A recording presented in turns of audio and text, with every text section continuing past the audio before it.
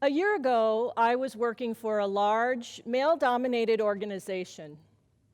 One afternoon, the head of the organization called me into her office because she wanted to talk to me about my attire.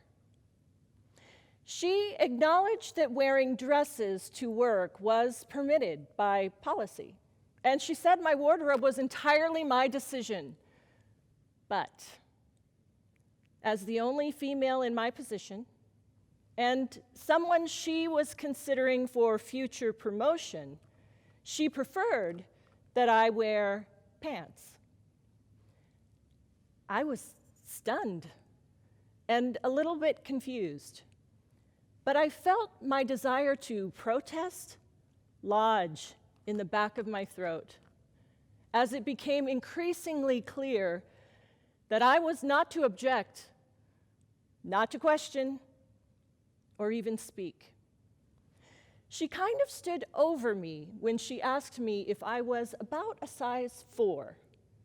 Not waiting for an answer, she removed a pair of pants from a cardboard box and handed them to me, signaling that the meeting was over.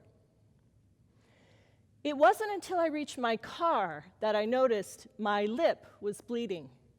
I used a handkerchief to wipe my mouth, and almost immediately, a wave of shame washed over me, along with the realization that I had literally bit my lip in an effort to stay quiet in that meeting.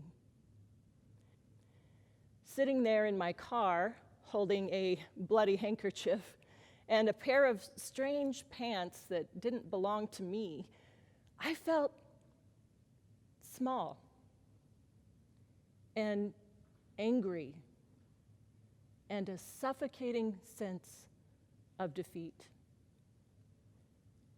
What caused me to stay quiet in that meeting? What causes any one of us to choose silence over speaking up? I can trace my curiosity about this topic and all of the ways that we silence ourselves personally and collectively right back to this very moment. This meeting was not about pants. This meeting was about power. Now, power can be defined as the ability to control other people for our own purposes, which sounds kind of sketchy and evil.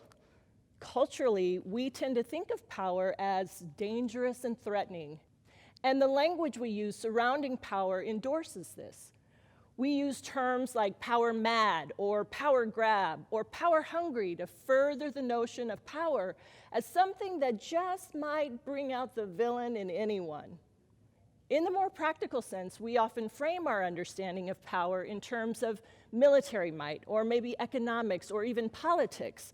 But we're almost always suggesting that this thing called power exists somewhere out there, separate from us, larger than us, and not accessible to us. But thinking about power in this way blinds us to its ubiquity.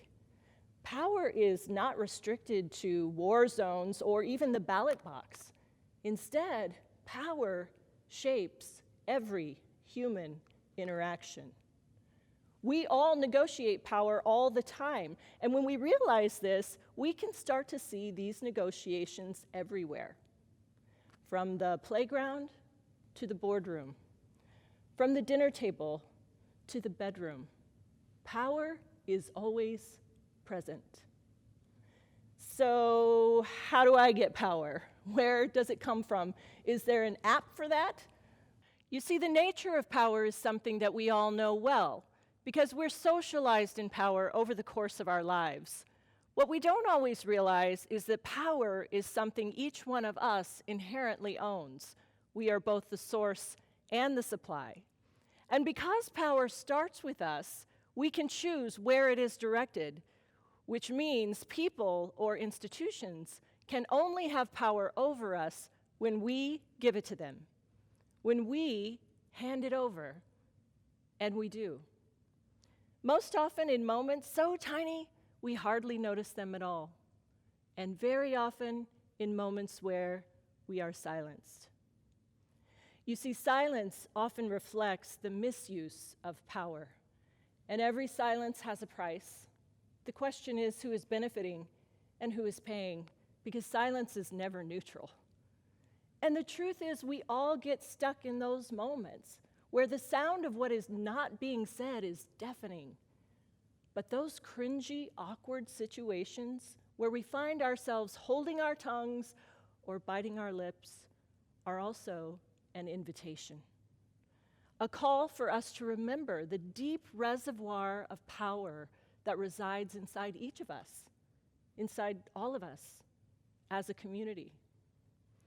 Choosing courage over comfort in the face of silencing power is one of life's great dares. And accepting that dare wins 1,000 battles you cannot see by encouraging others to win their battles too. That is the transformative power of your voice. Now, I'll be the first to admit that speaking up is hard. It's uncomfortable because there's a price to be paid for disrupting the power differentials that are handed to us like a pair of pants. But I would argue now, in reflection, the cost of silence is higher. So I keep this with me as a reminder of a moment when I gave up the most valuable thing I have, my voice. But also as a reminder of the last time I would ever give up my power.